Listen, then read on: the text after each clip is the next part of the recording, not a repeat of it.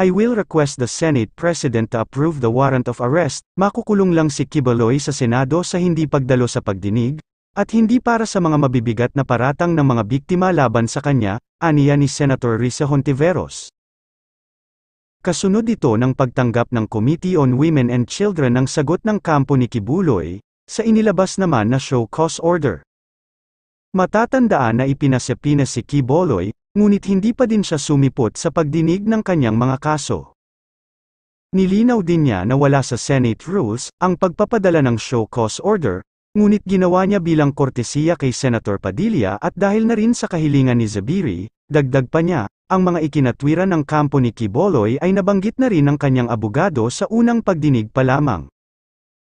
Dagdag pa ni Senator Hontiveros, ang pag-cite in contempt niya kay Quiboloy ay hindi din ang kauna-unahan sa pagdinig sa Senado, gayon din ang pag-iimbestiga ng isang komite, sa isang resource person na nahaharap na sa mga kasong kriminal, maging ang pagpresenta ng mga testigo na halos nakatakip ang mga mukha, ay ginawa na rin sa mga pagdinig ng ibang komite.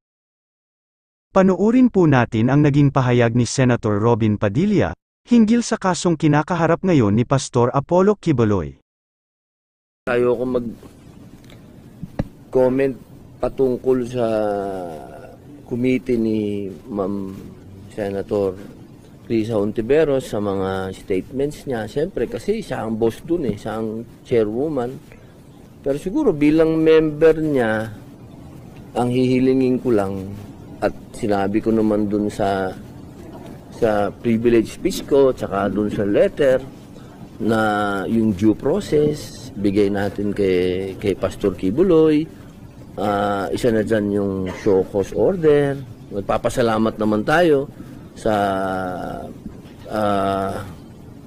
sulat na natanggap namin, na inilabas ni Senator Risa Hontiveros, nandun din nakapirma si Senate President. So lahat naman ito, ang magandang balita doon, dumadaan doon sa procedure na nakalagay sa Senate procedure, di ba? Yung akin lang, mahirap lang yung mga statement, kasi pag nabigay ka ng statement, sasabihin mo,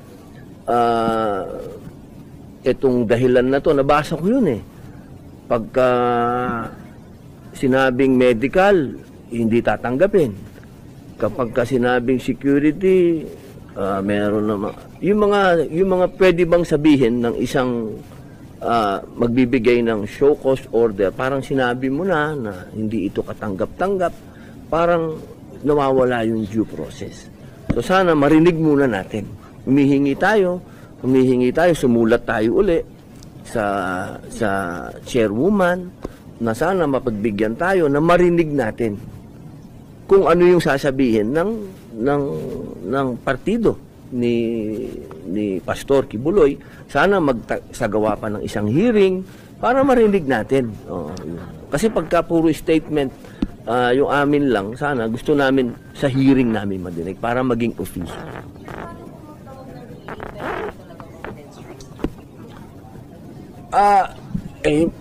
Ako'y hindi abogado ni Pastor Quiboloy. Ako'y sumusunod lamang sa procedure ng Senate. So kung ano yung pwede kong gawin sa loob, sorry tol. Sa loob ng procedure ng Senate, yun lang ang pwede kong gawin. Pero para ako ay tumayong abogado ni Pastor, hindi. Siyempre ako'y nasa loob pa rin ng Senado, ang institusyon pa rin ang dapat masunod. Kailangan lang natin gawin lahat kung ano yung sinasabi ng proseso. Kasi maganda din naman na naririnig ng taong bayan yung dalawang naratibo. Kasi yan demokrasya to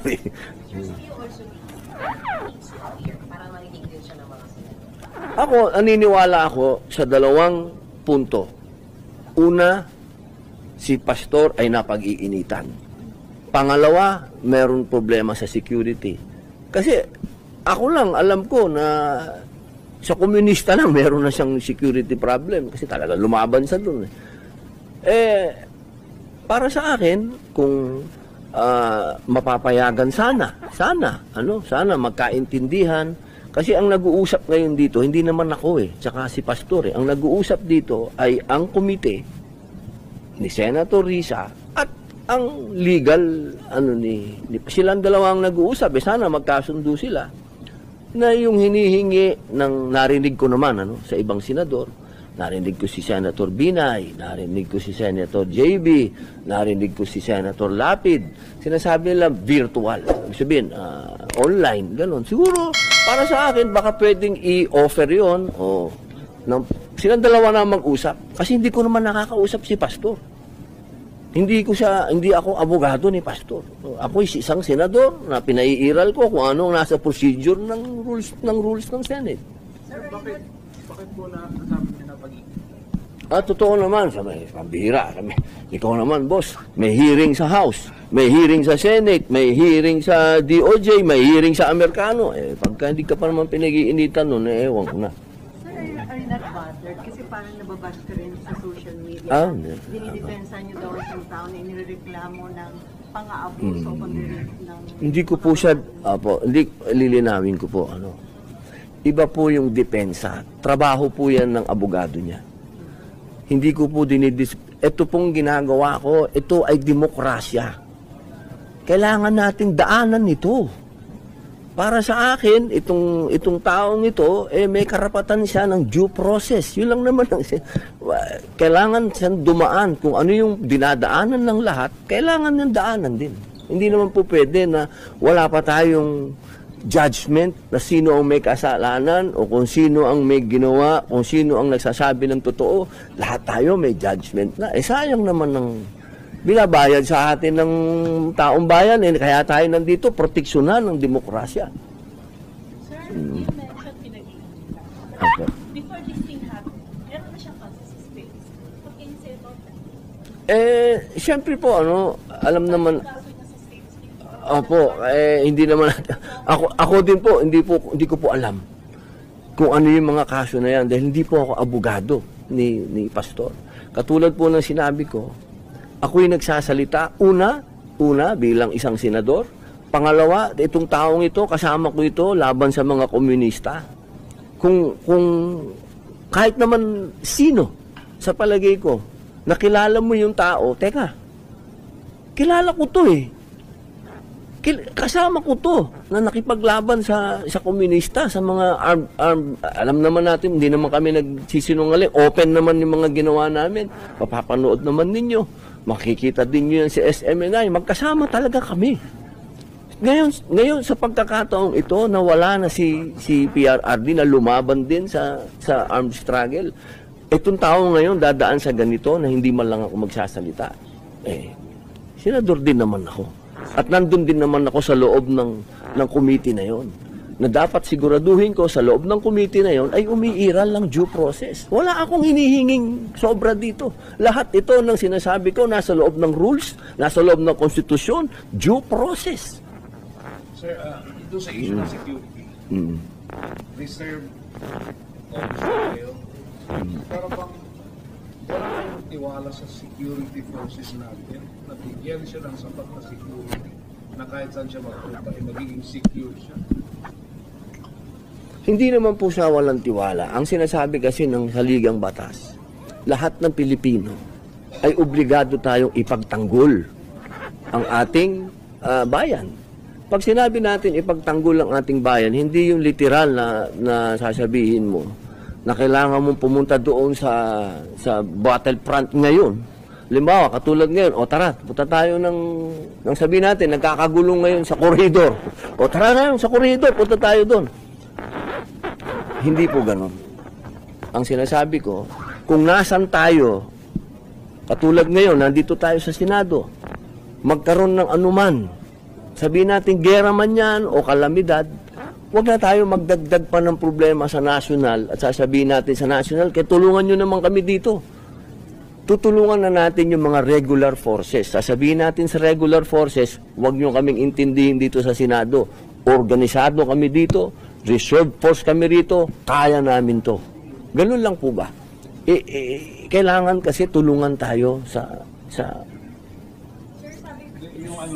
yung punto ko sir is ganito, yung may problema ka man sa security ni Pastor. ni Pastor, okay, akala ko ROTC boss. Sorry. Pag lumabas siya, baka pwedeng may mangyari direct Opo. given naman yun. Pero, sabihin is, wala kayong tiwala sa security forces natin na bantayan siya to make sure na, halimbawa, kaya na pumunta from Davao to the Senate, protected siya.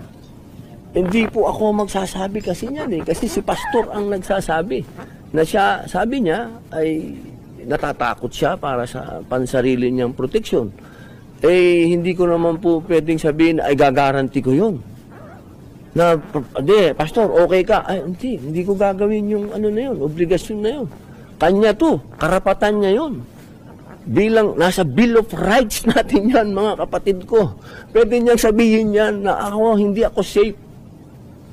Kailangan natin respetuhin ang karapatan niya. Hindi po pwedeng lahat tayo, tinuturo na natin siya na may kasalanan ka na. Wala pang sinasabi ang korte. Teka muna, di ba? Renda muna tayo, mga kababayan. Meron din siyang Bill of Rights. May karapatan siya. Bigay natin sa kanya ang due process. Sir, as a Senator, ano magiging impact dito? Kasi yung Senate si former President Aquino, kamusta dito? And then, ito, magtatagumpay tayo na hindi makapunta si Pastor Kibuloy. Ano impact dito sa integrity ng Senado? Hindi, kailangan gawin po ng Senado ang lahat. Kailangan ma-implement niya ang kanyang, kung ano yung sinasabi ng dyan sa procedure ng aid of legislation na yan. Kailangan masunod yun. Which is, Opo, nasa committee na yan, ma'am. Nasa committee yan para gawin nila lahat ang kanilang kapangyarihan para masagawa nila kung ano yung nilalabas nilang mga desisyon. Di ba? Yan ay nasa kapangyarihan ngayon ng ating chairwoman. Hindi ko pwedeng pagsakupan yun eh. Kasi member lang ako. As member niya, gagawin ko na lahat kung ano yung nasa procedure para mabigyan ng equal protection lahat ng Pilipino.